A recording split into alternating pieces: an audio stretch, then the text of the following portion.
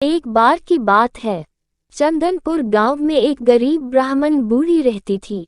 उसके 4 पुत्र थे, केशव, चंदन, गौतम और आनंद। एक दिन बूढ़ी माँ अपने चारों पुत्रों को अपने पास बुलाती है। बुढ़िया, मेरे चारों पुत्रों, अब मैं बहुत बूढ़ी हो गई हूँ। तुम चारों बड़े हो गए हो।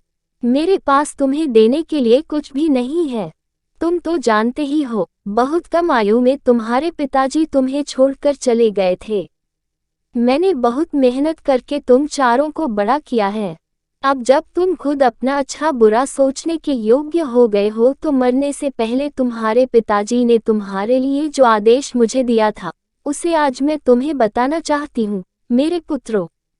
उद्धरण चिन्ह। चारों भाई ये सुनकर खुश हो जाते हैं। केशव, ये आप क्या बोल रही हो माँ?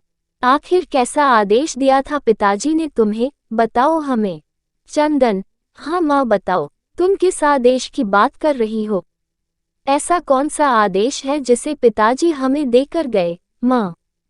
बुढ़िया, बेटा, तुम्हारे पिताजी ने तुम चारों को ये आदेश दिया था कि जब तुम चारों बड़े हो जाओ तो यहाँ से कोसों दूर एक जंगल है जिसमें योगी भैरव नंदा रहा करते हैं।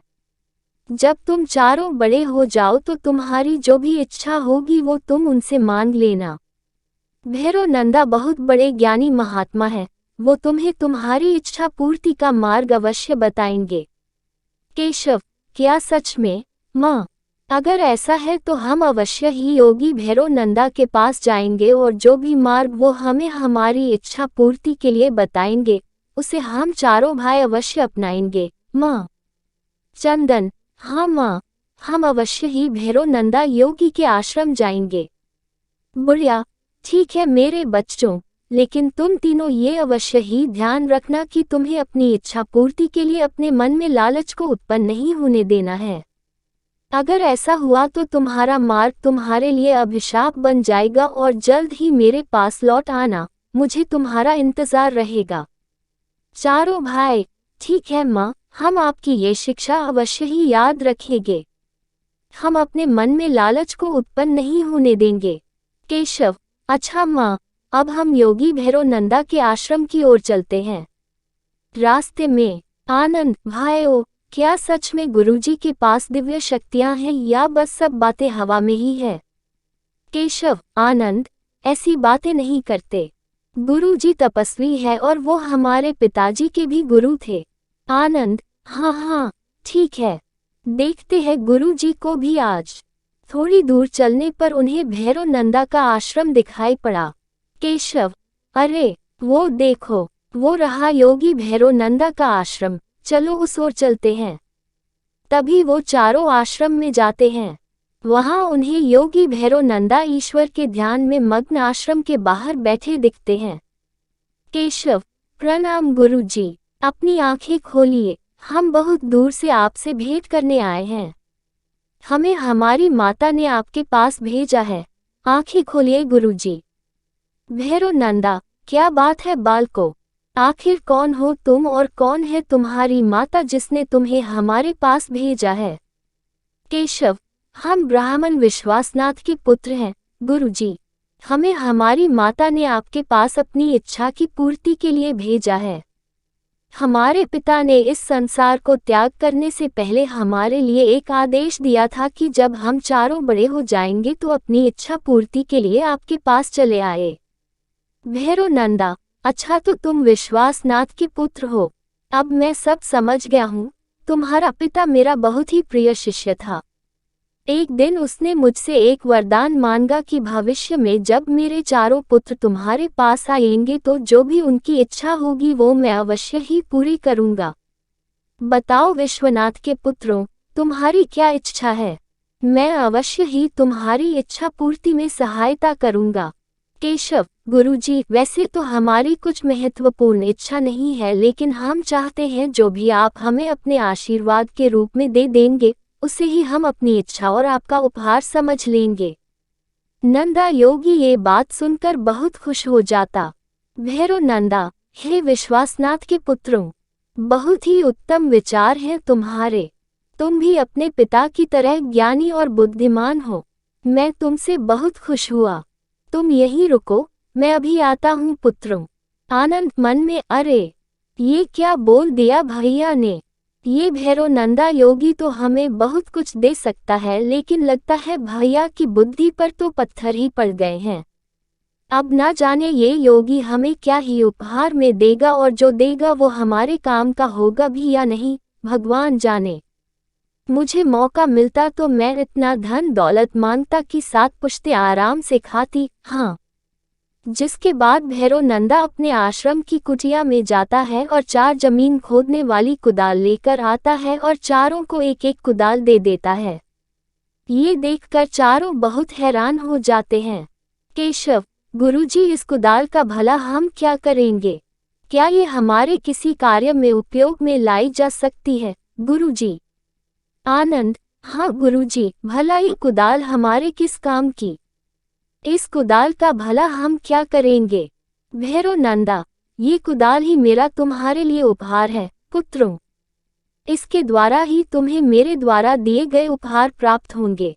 तुम आगे जंगल में जाकर जिस भी स्थान में इस कुदाल को जिस भी जमीन पर चलाओगे, वहीं तुम्हें तुम्हारा उपहार मिल जाएगा। लेकिन पुत्रों ये ध्यान रखना, ज्यादा अधिक उपहार की अपेक्षा मत करना, वरना तुम्हारा सर्वनाश हो जाएगा। केशव, ठीक है गुरुजी, हम आपकी ये बात अवश्य ही ध्यान में रखेंगे। हम किसी भी लालचवश अधिक उपहार की अपेक्षा नहीं करेंगे। जिसके बाद वह चारों अपनी अपनी कुदाल लेकर जंगल की ओर निकल पड़ते हैं।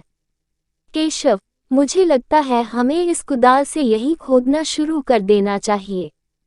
शायद गुरु जी के दिए उपहार हमें यही इसी जमीन के अंदर मिलेंगे। गौतम, हाँ भैया, आप बिल्कुल सत्य कह रहे हैं। हमें यही गुरु जी की दी कुदाल से खुदाई शुरू कर देनी चाहिए। मेरा मन तो अंदर ही अंदर प्रसन्न हुए जा रहा है उपहार पाने के लिए। चलो चलो जल्दी करो। तभी वो चारों अपनी अपनी कुदाल से जमीन को खोदना शुरू कर देते हैं। जब केशव कुदाल से जमीन खोदता है तो उसे अचानक से बहुत सारे तांबे के कुछ सुंदर बर्तन दिखाई पड़ते हैं। केशव, अरे वाह वाह, ये तो बहुत ही सुंदर तांबे के बर्तन हैं। इन्हें तो मैं माँ को जाकर दूंगा। बेचारी मिट्टी के बर्तन में खाना बनाती है जो कि अब पूरी तरह से टूट चुके हैं। मुझे मेरा उपहार मिल गया है भाइयों, देखो। चंदन, हाँ केशव भैया, ये तांबे के बर्तन तो कितने सुंदर और चमकदार है। वाह वाह वाह, बहुत सुंदर, वाकई तुम्हारा उपहार तो बहुत सुंदर है। आनंद, अरे भला ये भी कोई उपहार हुआ, ये मामूली से तांबे के बर्तन है। तभी गौतम अपनी कुदाल से जमीन खोद ही रहा होता है कि उसे चमकता हुआ एक सोने का हार दिखता है। गौतम, अरे ये देखिए भैया, देखिए देखिए, मुझे भी अपना उपहार मिल गया है। देखिए ये कितना सुंदर सोने का हार है। मैं इसे माँ को दूंगा। माँ कितनी खुश हो जाएगी ना इस सुंदर हार को देखकर। केशव, अरे हाँ, ये तो सच में बहुत सुंदर हार है। सच में माँ इसे देखकर बहुत खुश होगी। फिर चंदन अपने कुदाल से जमीन खोदने लगता है। तभी उसे एक पोटली दिखती है। चंदन, अरे ये कैसी पोटली है? अरे भाइयों, देखो देखो, मुझे अपना उपहार मिल गया है। ये देखिए, इस पोटली में कितने सारे सोने चांदी के सिक्के हैं। वाह, इन सिक्कों की मदद से मैं माँ के लिए एक सुंदर सी पक्की ईंट वाली झोपड़ी बनाऊंगा। हाँ, जिसमें बरसात में पानी भी नहीं टपकेगा। हाँ, मुझे मेरा उपहार मिल गया। भगवान तेरा शुक्र है। केशव, अरे वाह चंदन, सच में ये तो बहुत सारे सोने चांदी के सिक्के हैं। इसमें जो तुम चाहते हो वो अवश्य ही हो जाएगा। हाँ। आनंद मन में, अरे इन तीनों को तो इतना कुछ मिल गया।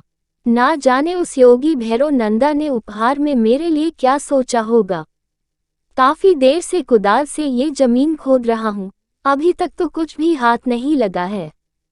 तभी कुदाल चलाते हुए जमीन के अंदर से बहुत तेज रोशनी आती दिखती है। वो देखता है कि बहुत सारे हीरे चमक रहे हैं। ये देखकर वो हैरान रह जाता है। आनंद, अरे भाइयों, ये देखो, मुझे भी मेरा उपहार मिल गया है। देखो देखो, ये हीरे कितने चमकदार है। केशव, अरे वाह आनंद, सच में तुम्हारा उपहार तो हम तीनों में से सबसे उत्तम है और अनमोल है। माँ ये सब उपहार देखकर बहुत खुश हो जाएगी। हाँ, अच्छा चलो अब हमें घर चलना चाहिए। आनंद, अरे नहीं नहीं भैया, मुझे अपनी इस कुदाल से जमीन खोदनी चाहिए। क्या पता इन हीरों से भी अधिक अनमोल वस्तु मुझे मिल जाए। नहीं नहीं, इन हीरों से मेरा क्या होगा, ये तो बहुत ही कम है। आप लोग जाएं, मैं और अधिक अनमोल वस्तु लेकर घर आ जाऊंगा। हाँ।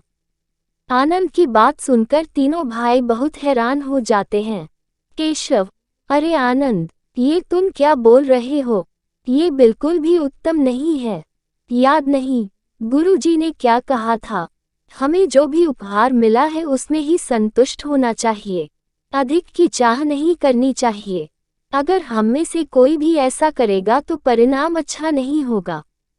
चंदन, हाँ आनंद, भैया सत्य ही बोल रहे हैं। चलो अब हमें घर की ओर लौट जाना चाहिए, माँ हमारा इंतजार कर रही होगी। आनंद, नहीं भैया, मैं बस इन हीरों को लेकर माँ के पास नहीं जाऊंगा। मुझे और अधिक और अनमोल उपहार की तलाश है। मुझे विश्वास है वो मुझे इसी जमीन के अंदर मिलेगा। इतने कम धन से मेरा कुछ नहीं होने वाला। मुझे तो बहुत सारा धन चाहिए जो कि यहाँ जमीन के अंदर जरूर दफन है। तुम लोग जाओ माँ के पास, मैं अपना कीमती और बहुमूल्य उपहार लेकर रहूंगा। हाँ। वह खोदने लगता है।